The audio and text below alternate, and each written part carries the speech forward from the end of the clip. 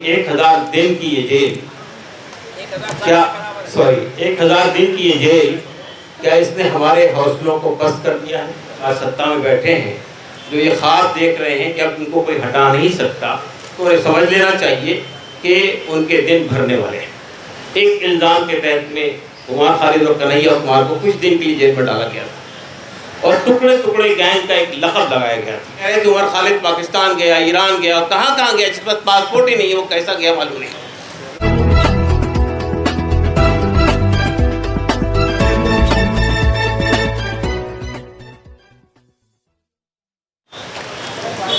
दोस्तों और साथियों, जब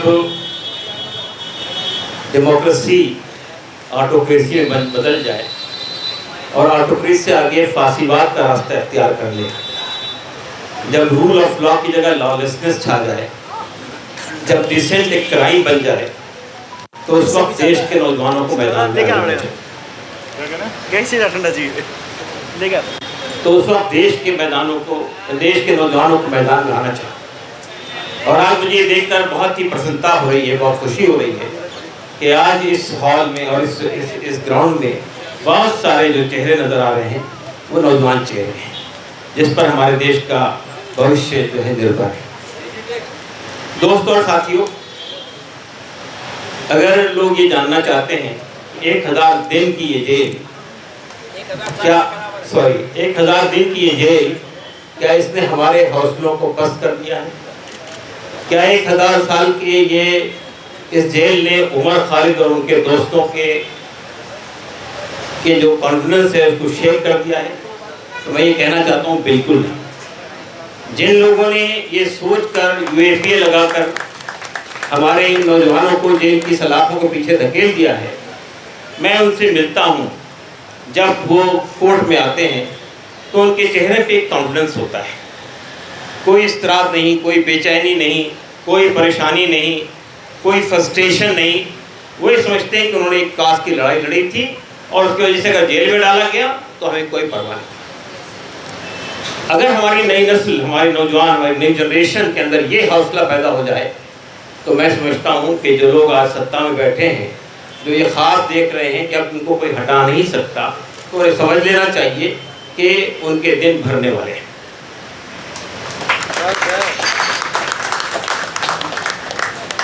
मुझे जो चिंता है, वो चिंता ये है कि जब मैं उमर खालिद को देखता हूँ, इसलिए नहीं कि मेरा बेटा है, और बहुत सारे मेरे बेटे और बेटियां जेल में बंद हैं उमर के साथ साथ। खालिद सैफी है, गुलफिशा है, शर्जील इमाम है, शिफाउर रहमान है, और उससे पहले आसिफ तना थे, नताशा नरवाल थी, दिवांगना थी, और भी कई लोग हैं जो उमर के साथी है जो जेल में। उमर ने जब JNU में एडमिशन लिया था तो उससे पहले जिस तरह कॉलेज के नौजवान होते हैं उसी तरह का वो एक नौजवान था, लेकिन JNU में आने के बाद उसके अंदर एक सी चेंज आती है, जिंदगी गुजारने का एक रास्ता मिलता है।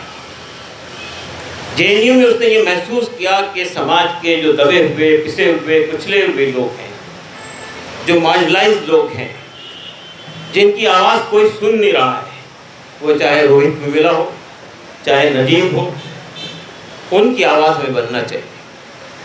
PhD का थीसिस सिलेक्ट करते वक्त में उसने झारखंड के आदिवासियों के सब्जेक्ट को चुना और उसे झारखंड जाने का, उनको आदिवासियों को करीब से देखने का मौका मिला। उमर को हम और बहुत सारे लोग ये कहते थे कि अपना पासपोर्ट बना लो ताकि अगर हायर एजुकेशन के लिए बाहर जाना पड़े, तो उसने कभी भी कहा कि नहीं, मैं पासपोर्ट नहीं बनाऊंगा, मुझे इसी देश में रहना है और अपने देश के उन लोगों के लिए जिनकी आवाज़ कोई नहीं सुन रहा है, उनके लिए काम करना है। दोस्तों और साथियों, उमर खालिद को आप जानते हैं कि 2016 में भी एक इल्ज़ाम के तहत में उमर खालिद और कन्हैया कुमार को कुछ दिन के लिए जेल में डाला गया था और टुकड़े टुकड़े गैंग का एक लक़ब लगाया गया था कि ये टुकड़े टुकड़े गैंग के लोग हैं।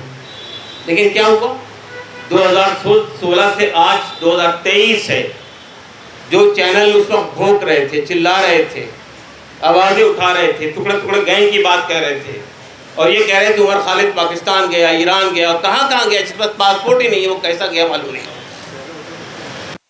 जब मैंने एक चैनल पे ये सवाल किया कि भाई वो कैसा गया था मुझे बताइए से, तो खामोश हो। आज वो उनकी आवाज़ क्यों बंद हो गई है? 5 साल के बाद की हुकूमत साबित नहीं कर सकी कोई इल्जाम उमर खालिद के ऊपर, कन्हैया कुमार के ऊपर, और वो केस भी कहाँ चला गया पता नहीं चलता। दोस्तों और साथियों, उमर खालिद और उनके साथियों के जेल में होने से जो एक चीज़ जिसका हमें एहसास है, शिद्दत से एहसास है कि ये नौजवान जो हमारे देश का मुस्तकबिल है, फ्यूचर है, जो इस देश के लिए कुछ करना चाहते हैं, जिन्होंने CAA NRC के कानून के खिलाफ आवाज़ उठाई थी ये सोचकर नहीं कि ये मुसलमानों के खिलाफ कानून है, वो कानून मुसलमानों के खिलाफ नहीं था। मनोज कुमार झा साहब यहाँ मौजूद थे। वो कानून इसलिए बनाया गया था कि यानी वो एक डिस्क्रिमिनेटरी कानून था। पार्लियामेंट को ये अधिकार नहीं है, हमारा कॉन्स्टिट्यूशन ये अधिकार नहीं देता है पार्लियामेंट को, चाहे उसका कितनी बड़ी मेजॉरिटी हो, कि कोई भेदभाव मबनी कोई डिस्क्रिमिनेटरी लॉ बनाया जाए। आज उमर खालिद किस सजा में जेल में बंद है आप बताइए। ये कहा गया कि जिस वक्त दिल्ली के दंगे हुए थे उमर खालिद दिल्ली में नहीं था, तो पुलिस का ये आर्गुमेंट आता है कोर्ट के अंदर, नहीं उसके लिए दिल्ली में होने की क्या जरूरत है। 9/11 जिन लोगों ने किया था वो अमेरिका न्यूयॉर्क में नहीं थे, वो तो मलेशिया में बैठे थे। तो साइलेंट फिर ये कहा कि जिस व्हाट्सएप ग्रुप को आप बुनियाद बना रहे हैं उसमें तो उमर खालिद का कोई रोल ही नहीं है, कहीं खामोश बैठा है। तो कहने लगे साइलेंट कॉन्स्पिरेटर था।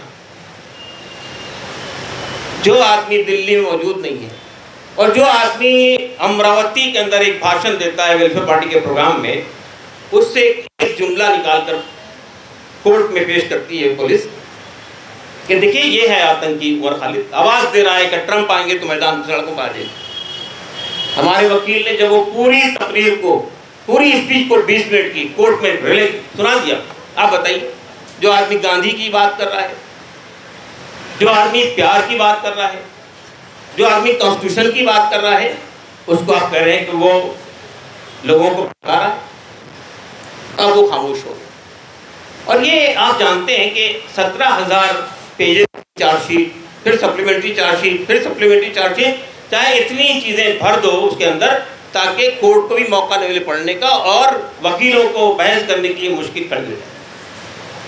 UAPA का जो कानून है, हमें ऐसे काले कानून के खिलाफ भी आवाज़ उठानी चाहिए।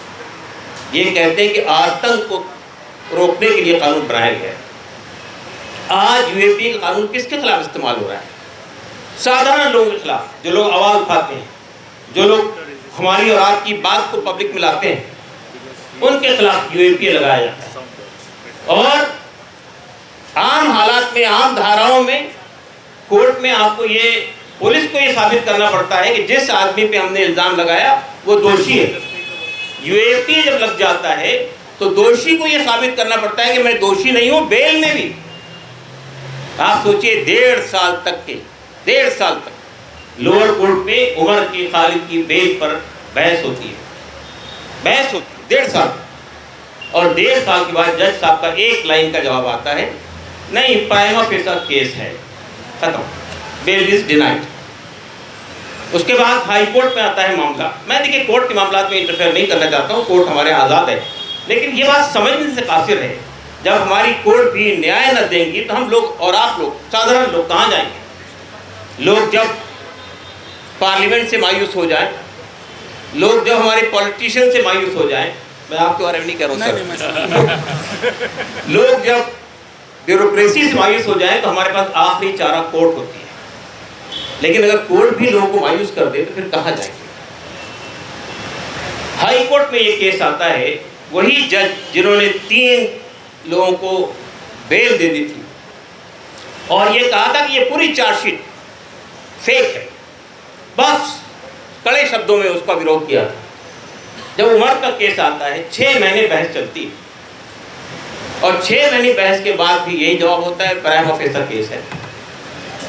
और 6 महीने की बहस के बाद फिर रिजर्व कर दिया जाता है 4 महीने के लिए जजमेंट, ताकि जितने दिन तक के आप किसी आदमी को जेल की सलाखों के पीछे रख सके, चाहे उसके खिलाफ कोई चार्ज साबित हो सके या ना सके। और फिर जब आप चार्जशीट बनाते हैं तो उसमें इतने सारे गवाहों को खड़ा कर देते हैं कि आप कोई एक तारीख पे नहीं आता है, कोई दूसरी तारीख पे नहीं आता, ताकि जितना लंबा केस चलता चला जाए, जितने दिन जेल में रखने का मौका मिले हम जेल में रखें। आज मैं सिर्फ उम्र की बात करने के लिए नहीं खड़ा हुआ हूँ यहाँ। मुझे भीमा कोरेगांव में हमारे वो साथियों की याद आती जो किस जुर्म में अंदर बंद है। उन पर अर्बन नक्सल, ये जो हमारी सरकार है ये टर्मिनोलॉजीज कॉइन करने में बहुत माहिर है। कहा गया अर्बन नक्सल, यानी जो अगर आदिवासियों की बात करे तो अर्बन नक्सल हो जाए, जो दलितों की बात करे तो वो कम्युनल हो जाए, जो माइनॉरिटीज की आवाज उठाए तो उस पर और दूसरा इल्जाम लगा दें आप। ये जो सिलसिला चल पड़ा है देश के अंदर, इसके खिलाफ हमको खड़ा होना पड़ेगा। मैं ये कहना चाहता हूँ, उमर खालिद और हमारे ये नौजवान हमारे देश का असेट है, इसलिए नहीं वो मेरा बेटा है। मैं जानता हूँ ये देश के 1000 दिन उमर खालिद ने वेस्ट नहीं किए हैं। 100 छोटी बड़ी किताबें उसने पढ़ ली है कोर्ट के अंदर। देश को जानने का उसको मौका मिल रहा है। ज़ाहिर है एक्टिविज्म में जब लोग होते हैं तो उन्हें पढ़ने का मौका नहीं मिलता है, उन्हें देश को और देश के लोगों की समस्याओं को समझने का मौका नहीं मिलता है। लेकिन ये जो वक्त मिला है, इस वक्त को उसने गंवाया नहीं है। चंद दिन के लिए जेल से बाहर आने का मौका मिला था उसकी बहन की शादी में।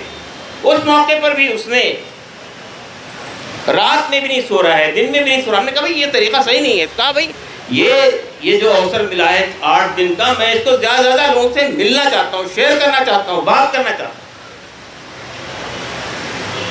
तो ये उमर खालिद और उनके दोस्त, उन्होंने एक ऐसे भारत का सपना देखा था। ये देख रहे थे जिसमें हर सर को छत मिले, हर बदन को लिबास मिले, हर पेट को 2 वक्त की रोटी मिले, हर हाथ को काम मिले, हर आदमी को इंसाफ मिले। एक ऐसे भारत का सपना जो हमारे कॉन्स्टिट्यूशन ने दिखाया है। वो नौजवान आज देश के सलाखों के पीछे धकेल दिए जाएं और हमारे जो पॉलिटिशियन आवाज़ उठाएं पार्लियामेंट में, पार्लियामेंट से बाहर, उनकी मेंबरशिप को रद्द कर दिया जाए और उनको भी बाहर की हवा दिखा दी जाए। या जो और खामोश न बैठे उनके खिलाफ ईडी का इस्तेमाल करिए, सीबीआई का इस्तेमाल कीजिए, आपके हाथ में जो चाहे आप करें।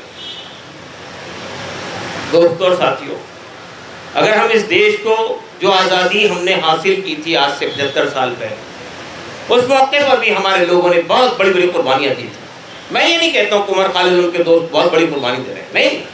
डेमोक्रेसी को बचाना है, रूल ऑफ लॉ को बचाना है, देश को बचाना है, तो ये बहुत छोटी कुर्बानी है। हमारे देशवासियों ने आज़ादी की लड़ाई में काला पानी की सजा भुगती है, कई सालों तक जानें कुर्बान की हैं।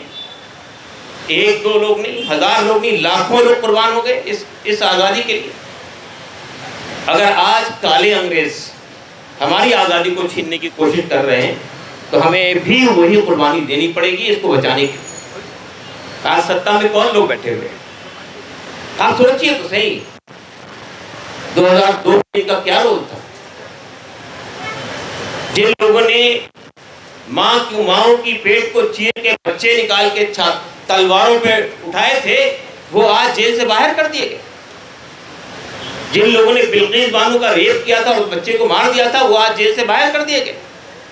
कोई आवाज नहीं उठ रही, कोई मैदान में नहीं आ रहा है, कोई सोच नहीं रहा है। मसला ये है कि मसला यहाँ नहीं थमेगा अगर हम खामोश रहेंगे। डॉक्टर जान दयाल साहब यहाँ मौजूद हैं, अक्सर एक कहानी सुनाते थे जर्मनी के बारे में कि वो आए, वो तलाश में थे यहूदियों के। मैं यहूदी नहीं था, मैं खामोश रहा। वो आए मजदूरों की तलाश में, मैं मजदूर नहीं था, मैं खामोश रहा। वो आए डेमोक्रेट्स की तलाश में, मैं क्योंकि डेमोक्रेट नहीं था, मैं साधारण मानुस था, मैं खामोश रहा। जब सब खत्म हो गए, वो आए तो फिर मेरे लिए कोई आवाज़ मालूम होगी। क्या हम इसी वक्त का इंतजार कर रहे हैं कि जब आवाज़ें बंद हो जाएं, जब जो आवाज़ उठाने वाले लोग हों जेल की सलाखों के पीछे धकेल दिए जाएं, जब घिनौने इल्जामात के तहत लोगों को बरसों तक जेल में धकेल दिया जाए। हमारे ये कहा जाता है कि bail is a rule, jail is an exception. ऐसा लगता है कि अब ये रिवर्स हो गया, jail is a rule, bail is an exception. हमारे ये कहा जाता है dissent is essence of democracy, लेकिन आज लग रहा है कि डिसेंट क्राइम हो गया। अगर हम खड़े नहीं होंगे, अगर हम नहीं उठेंगे, तो हमें देश का भविष्य बहुत उज्जवल नज़र नहीं आ रहा है। मैं ये चाहता हूँ कि ये सिविल सोसाइटी, ये हमारे नौजवान नस्ल, ये हमारे लोग अब ज़रा ऊंचा उठ के सोचें। ये जो हमारे लोग आज बंद हैं, उनके सामने भी कैरियर था, उन्हें भी हार्डवर्ड से और जगह से बुलाया जा रहा था हायर एजुकेशन के, लेकिन उनका नहीं, ये देश है, इस देश के लिए काम करना है। कैरियर बहुत इम्पॉर्टेंट चीज़ होती है लोगों के लिए, लेकिन उससे बड़ी चीज़ जो होती है वो लोगों के लिए काम करने की चीज़। लोग जो परेशान हैं, जो मार्जिनलाइज है, उनकी आवाज़ बनने की जरूरत है। तो मैं इन्हीं शब्दों के साथ अपनी बात खत्म करते हुए आपको आह्वान करता हूँ, आपको आवाज़ देता हूँ कि उठिए, उससे पहले कि हम आवाज़ उठाने के काबिल रह जाएँ। शुक्रिया, धन्यवाद।